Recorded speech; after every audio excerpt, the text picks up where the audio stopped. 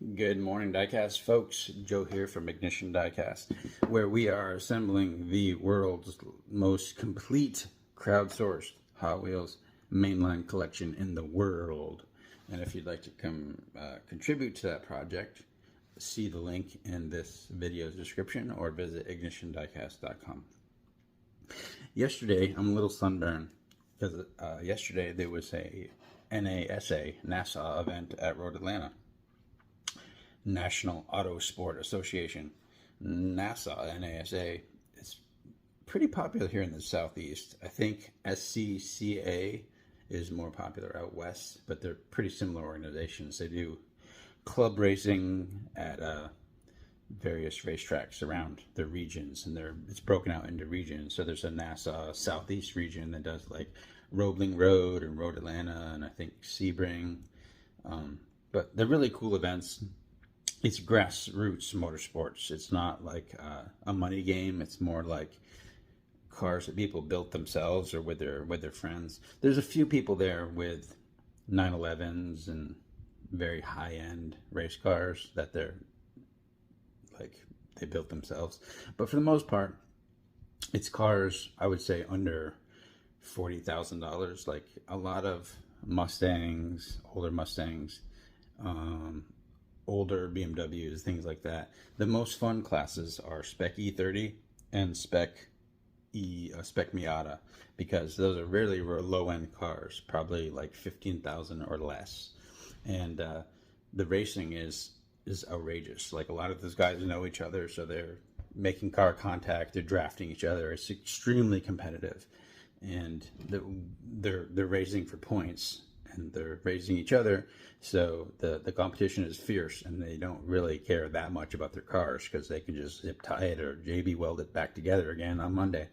So yeah, I'm a little sunburned because I went there yesterday with my oldest son and daughter, and they agree grassroots motorsports is way more fun to watch than big money pro motorsports, which is fun too in a way, but I don't know, it's not as grungy and it's not as cutthroat as club racing is.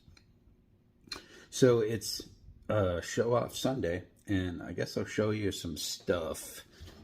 I'm not going to open this because I'm not supposed to open anything on Sundays, but I found a couple of these blue square body 83 Chevy Silverados at a particular getting place Thursday or Friday.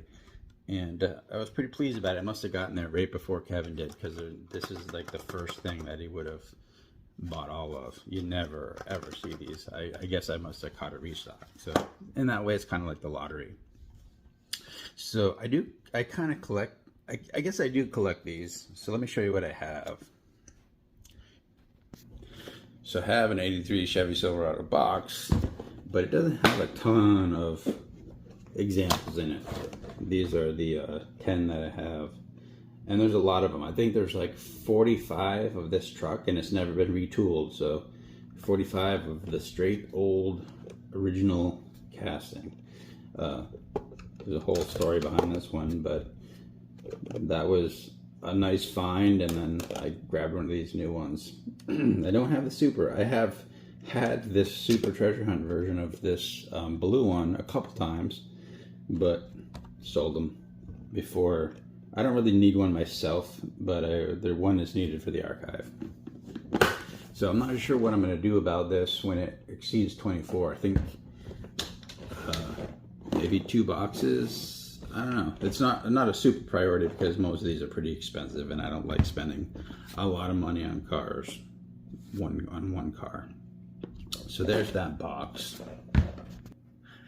So I've been doing a lot of rearranging of these cases, and this shelf at the moment has nothing but Plano boxes designated for specific castings. So the Big Air Bel Air, I'm going to read around the phone, Shelby Cobra Daytona Coupe, Surf Crate, Ford GT40 Mark IV, Max Steel and Mod Rod share box, the Porsche Panamera, which there's actually 2 different castings in there. The Mazda RX-7, that would be the Gen 1. The King Cuda first tooling, King Cuda second tooling. Volkswagen Käfer Racer Time Taxi and Time Shifter, they share a box. The Toyota off-road truck, formerly known as the Toyota Baja truck or something like that, but it is the same casting. The Toyota AE86 Sprinter Trueno, 55 Bel Air Gasser, 64 Chevy Nova Wagon, 64 Nova Wagon Gasser, 65 Mustang Fastback, 66 Pontiac GTO Custom 66 GTO Wagon, sharing a box, 67 Chevy C10, 67 Shelby GT 500, the 2010 version. There's two versions with the same name. 68 Corvette Gas Monkey Garage.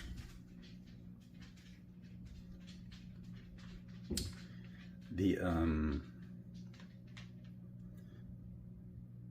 looking around the phone, sorry. 68 Dodge Dart, 68 Plymouth Barracuda Formula S, 69 Camaro convertible first tooling, 69 Camaro convertible second tooling, 69 Ford Torino Talladega, 69 Mercury Cougar Eliminator, 69 Ford Mustang Boss 302, 70 Plymouth AAR Cuda, 71 Porsche 911, Custom 72 Chevy Love, limited grip, they share a box. 72 Duster Thruster, which is brand new, there's only like two of them in there. 73 Ford Falcon XB, 83 Chevy Silverado, 84 Mustang SVO, 87 Ford Sierra Cosworth, 87 Dodge D100, and the red line means that I'm caught up, like I have every release of that particular casting except maybe the most current one. Did I say 91 GMC Cyclone, 96 Porsche Carrera RS 2.7, two Porsche share box, neither of them have more than 12, I don't think. 99 Ford F-150 SVT Lightning, and there's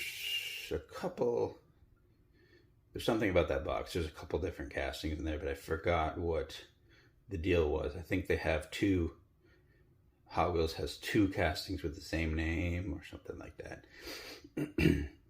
The custom 01 Acura Integra GSR, 17 Ford GT, custom 18 Ford Mustang GT, the 20 Toyota Tacoma, 18 Toyota 4Runner sharing a box, and the 21 Ford Bronco and Ford Bronco R, which share a box.